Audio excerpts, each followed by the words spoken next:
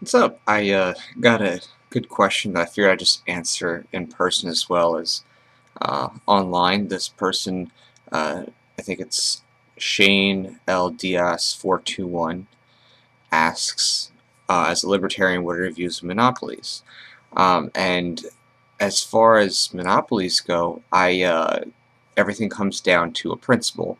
That principle is voluntarism. Voluntarism means that people who voluntarily enter into agreements with other people are allowed, to do so as long as it's consensual and as long as you're not forcing yourself onto other persons or private property. So monopolies are not in themselves inherently immoral or wrong as long as they're not created through the threats of force or use of force. So for example, governments are often the monopolies we see every day that exist by using force or threats of force. And that's seen, with police and military, often enacted through taxation and regulations and things like that. They force you to buy their goods and services, which governments typically at least pretend to say that they're providing you um, protection, safety, security, registering, for example, your car, your title to your house, maintaining boundary lines, in some cases providing education, and things like that. It's all done, though, at the threat of force or the use of force if you don't pay them money. So that would be an example of monopoly that is bad. Now, in private business, it would be the same thing. And this actually happens as it is. Private businesses often will use governments as their force because that's really convenient because you can control with an air of legitimacy. And some of the most wicked ways that this is done very often is international corporations will go to third world countries and they'll use economic hitmen. What this basically means is people like in the IMF, World Bank, they'll make loans to third world countries. Economic hitmen will go in and cause turmoil and unrest and start different types of riots and things like that.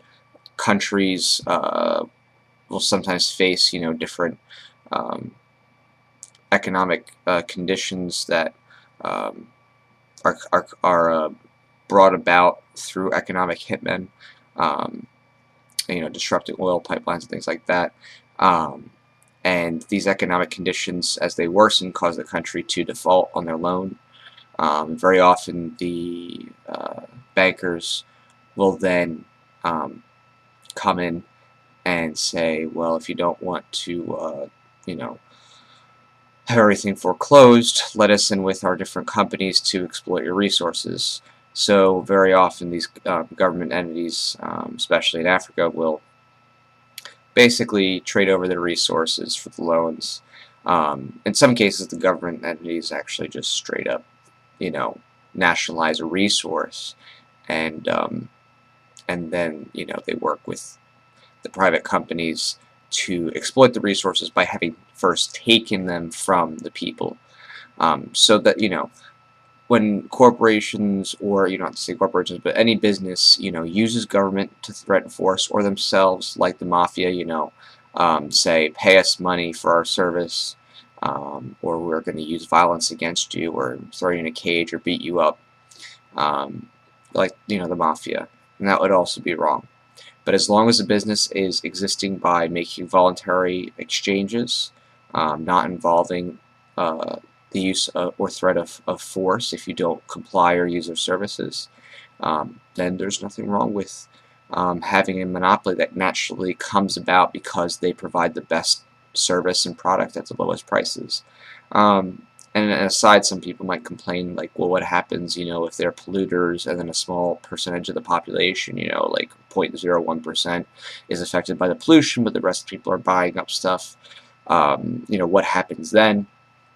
And to those types of complaints, I have a very easy answer.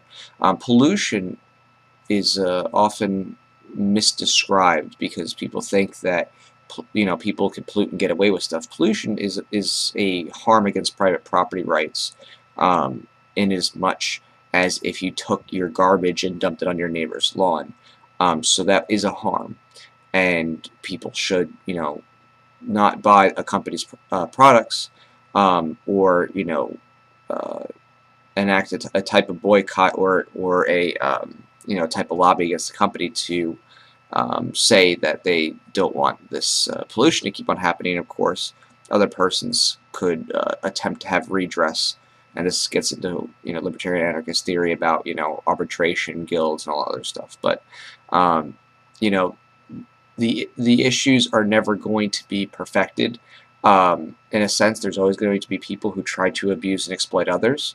But under a more libertarian or slash anarchist ideal, you're now just reducing the parties who are causing harms down to one. Where before it was the government also enacting force and theft, and also working with corporations across the globe, for greater control over your lives, for allowing certain types of pollution, for allowing very harmful chemicals to be, rubber stamps and forced in use through public schools and things like that, through the FDA.